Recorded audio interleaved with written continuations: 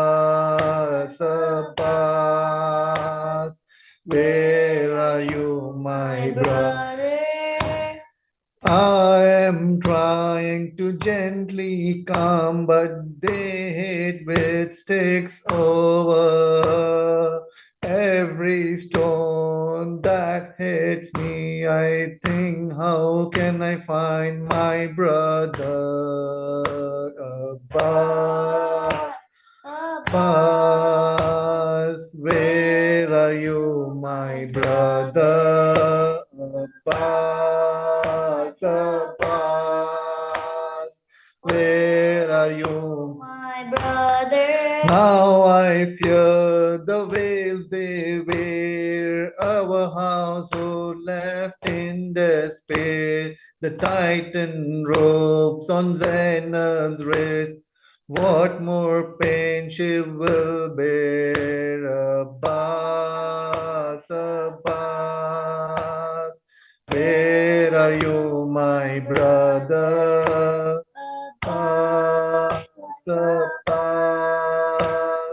where are you, my brother? I call you brother till I die. Abbas, Abbas, beneath the sky. Soon torment will fall on Zainab. On every torture she will cry. Abbas, Abbas, where are you, my brother? Abbas, Abbas, where are you, my brother? حسين اللهم لعن خطبة العباس اللهم لعن خطبة الحسين اللهم لعن خطبة الحسين. Abbas, Abbas, Abbas, Abbas, we the Shia today gather, the son of Ali, we all remember, we all till the dawn shall mourn together. We'll cry for the son of Haidar every night and every day. I'll say Abbas, Abbas, Abbas, Abbas, Abbas,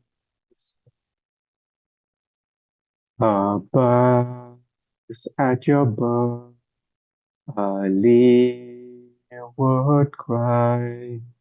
He pulled the tears for the day you would die, the day on which on the sands you would lie, your hands cut off, an arrow in your eye. Haidar would mourn your death, Abbas, Abbas, Abbas, Abbas, Abbas.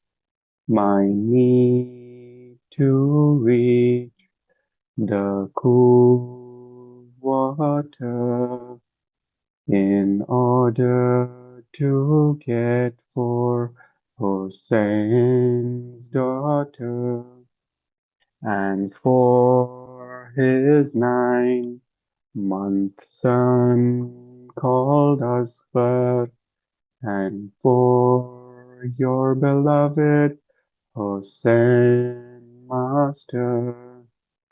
But you did not drink the water, Abbas, Abbas, Abbas, Abbas, Abbas. We the Shia shall never understand how it felt for you to fall on that land, on the scorching and red-hot sand. Without your two right and left hands, what a sacrifice you gave, Abbas, Abbas, Abbas, Abbas, Abbas. اللهم صل على محمد وعلى محمد وعلى آل المهديين وسلم تسليما كثيرا. Small contribution now. Bismillah ar-Rahman ar-Rahim. Let's read loud. Read loudly. How bring you up, with seas blue, mountains hung, birds in the sky, yet you witness the blood, sweat and tears. Thirsty hearts split, the pain of Karbala. In a parallel realm, would it have differed? Would they have listened? Earth, how small you are. In the vast universe, not even a speck amongst the stars. Have you seen the arrogant? Could we talk to him? To expose him, to chide him for what he did to Hussein? But what right did he have? O earth, you just stood by, you had water aplenty. Why didn't you yield it? What prevented you then? The thirst of parched lips. What of the children? Peace be on Hussein. Peace be on his family. Peace be on Imam Siddar. Peace be on Sayyid Ahmed Al-Hasan. اللهم صل على محمد وعلى محمد المهدي والمهديين المسلم والسليم. This is a short one. This is a small noha from a longer one by Mullah Hamza al-Saghir. He was known as the Sayyid Salamun alayhi shared this one a little while ago. It's about 12 minutes long. If you find it, the full version is 12 minutes long. If you look for it on YouTube, this is literally the last bits of this, which is like a lament for Abbas, because he was the kafil, he was the sponsor of Sayyid Zainab Salamun alayhi. So I'll do the Arabic, inshallah, try my best, and then do the English. اللهم صل على محمد وآل محمد الأئمة والمهديين وسلم تسليما. يا عباس شلون حيرت وانقطع قلبي. يا عباس شلون حيرت وانقطع قلبي. وظل يحوم على الشريعة وعيني على الخيم تربي. طحت يصبي البصيرة وبيش أوجد بعد دربي. نصين دلالين جسم ما بينك وبين الخيام. ياخذ لك اخبار الحرم يطح بالسهام عتبي. عباس ظل بمصرعك قلب اخدك يحوم. يا هنا لك النوم ويصدر القدر الحرم ياخذ لك أخباره. So this means, Abbas, how do I describe your bewilderment? And my heart has been severed, and it still lingers by the riverbank. I stumble and lose clarity of thought. How can I find my way after your path? My heart has split into two halves. It conveys news from the sacred ground. Oh, the one struck by the arrows of my reproach. Abbas, you remained in your demise. Your sister's heart lingers. There, sleep peacefully. We will tell your story. So the thing in the middle here, the one struck by the arrows of my approach. So this is like an Iraqi way of thinking, especially when women have lost the supporter. That is like, I'm angry at you because you left me alone. You left me alone when you were martyred. It's this, and it's quite normal in the Iraqi culture. So it's like from Sayyidah Zainab Salam alayha, her point of view. This is how she felt. This is how all of us feel. I guess now we come to the close of our short majlis, and we do the customary زيارة الوارث. بسم الله الرحمن الرحيم. اللهم صل على محمد وآل محمد الأئمة والمهديين وسلم تسليما. السلام عليك يا وارث آدم صفة الله. السلام عليك يا وارث نوح نبي الله. السلام عليك يا وارث إبراهيم خليل الله. السلام عليك يا وارث موسى كليم الله. السلام عليك يا وارث عيسى روح الله. السلام عليك يا وارث محمد حبيب الله. السلام عليك يا وارث أمير المؤمنين عليه السلام. السلام عليك يا ابن محمد المصطفى. السلام عليك يا ابن علي المرتضى. السلام عليك يا ابن فاطمة الزهراء. السلام عليك يا ابن خديجة الكبرى. السلام عليك يا ثار الله وابن ثاره والوتر الموتور. أشهد أنك قد أقمت الصلاة وآتيت الزكاة وأمرت بالمعروف ونهيت عن المنكر وأطعت الله ورسوله حتى أتاك اليقين. فلعن الله أمة قتلتك ولعن الله أمة ظلمتك ولعن الله أمة سمعت بذلك فرضيت به. يا مولاي يا أبا عبد الله أشهد أنك كنت نورا في الأصلاب الشامخة والأرحام المطهرة. لم تنجسك الجاهلية بأنجاسها ولم تلبسك من مدلهمات ثيابها. وأشهد أنك من دعائم الدين وأركان المؤمنين. وأشهد أنك الإمام البر التقي الرضي الزكي الهادي المهدي. وأشهد أن الأئمة من ولدك كلمة التقوى وأعلام الهدى والعروة الوثقى والحجة على أهل الدنيا.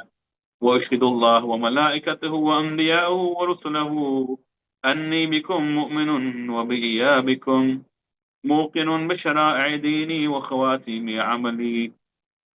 وقلبي لقلبكم سلم وأمري لأمركم متبع. صلوات الله عليكم وعلى أرواحكم وعلى أجسادكم وعلى أجسامكم وعلى شاهدكم وعلى غائبكم وعلى ظاهركم وعلى باطنكم. زيارة علي أكبر عليه السلام. السلام عليك يا ابن رسول الله. السلام عليك يا ابن نبي الله. السلام عليك يا ابن أمير المؤمنين. السلام عليك يا ابن الحسين الشهيد. السلام عليك أيها الشهيد. السلام عليك أيها المظلوم وابن المظلوم. لعن الله أمة قتلتك ولعن الله أمة ظلمتك ولعن الله أمة سمعت بذلك فرضيت بك. زيارة شهداء كربلاء. السلام عليكم يا أولياء الله وأحباءه. السلام عليكم يا أصفياء الله وأوداءه. السلام عليكم يا أنصار دين الله. السلام عليكم يا أنصار رسول الله. السلام عليكم يا أنصار أمير المؤمنين. السلام عليكم يا أنصار فاطمة سيدة نساء العالمين. السلام عليكم يا أنصار أبي محمد الحسن بن علي الولي الناصح. السلام عليكم يا أنصار أبي عبد الله بأبي أنتم وأمي. طيبتم وطابت الأرض التي فيها دفنتم وفزتم فوزا عظيما. فيا ليتني كنت معكم فأفوز معكم. زيارة قاسم ومسلم بن عقيل وهاني بن عروة. السلام عليك يا قاسم بن الحسن ومسلم بن عقيل وهاني بن عروة وحبيب بن مظاهر والحر شهد الرياحي. السلام عليكم ورحمة الله وبركاته. زيارة مولانا أبو الفضل العباس. السلام عليك يا ابن أمير المؤمنين. السلام عليك أيها العبد الصالح المطيع لله ولرسوله. أشهد أنك قد جاهدت ونصحت وصبرت حتى أتاك اليقين. لعن الله الظالمين لكم من الأولين والآخرين وألحقهم بدرك الجحيم. السلام عليكم ورحمة الله وبركاته. زيارة علي بن موسى رضا عليه السلام. السلام عليك يا مولاي وابن مولاي. السلام عليك يا غريب الغربة. السلام عليك يا سلطان يا أبا الحسن علي بن موسى الرضا ورحمة الله وبركاته. زيارة الإمام المهدي عليه السلام سيد أحمد الحسن. السلام عليك يا صاحب الزمان. السلام عليك يا خليفة الرحمن. السلام عليك يا أحمد الحسن الإيماني الموعود. السلام عليك يا شريك القرآن. السلام عليك يا إمام الإنس والجان. عجل الله فرجك وسهل مخرجك. السلام عليكم ورحمة الله وبركاته. اللهم صل على محمد وآل محمد المهدي والمهديين. سلم تسليما كثيرا. اللهم تقبل منا إنك أنت السميع العليم وتب علينا إنك أنت التواب الرحيم. ربنا لا تؤاخذنا إن نسينا أو أخطأنا. ربنا ولا تحمل علينا إصرا كما حملته على الذين من قبلنا. ربنا ولا تحملنا ما لا طاقة لنا به. واعف عنا واغفر لنا وارحمنا. أنت مولانا فانصرنا على القوم الكافرين. اللهم إنا نسألك ما سألك به النبي الكريم صلى الله عليه وسلم ونعوذ بك من شر ما عاد منه بك النبي صلى الله عليه وآله وسلم. اللهم أرنا الحق حقا وارزقنا اتباعه وأرنا الباطل باطلا وارزقنا اجتنابه. اللهم مكن لقائم آل محمد وبقية الله في الأرض سيد أحمد الحسن سلام الله عليه وصاحب الزمان محمد بن الحسن المهدي عليهم السلام وأولادهما المنتجبين المصطفين الأخيار المهديين. اللهم اقض حوائجهم واحفظهم من كل سوء وداء ومكروه وريع قلوبهم وارزقهم الصحة والعافية واصلح أمورهم. اللهم إنا نسألك الثبات. إنا نسألك الاستقامة والثبات في هذه الدعوة المباركة والنجاح والثبات في الدنيا والآخرة تحت راية الإيمان سلام الله عليه يا رب العالمين في كل أمور الدعوة المباركة. والله we ask you to show us the truth as truth and to follow it and to show us falsehood as falsehood and for us to avoid it. So Allah, do not place burden on us the likes of which we cannot bear, the likes of which has been placed on people in the past. We ask you for guidance always. So Allah, we ask you to establish the time and the rise of Ali Muhammad and the Yamani and the remnants of Allah here through Sayyid Ahmed Al-Hasan and Sahib al-Zaman, the companion of the Matter. We ask you to establish him and their progenies going forward and to put us with them in this life and the hereafter, and our progenies with their progenies in this life and the hereafter. Allah, accept from us this meager effort because you always give in charity to those who are needy.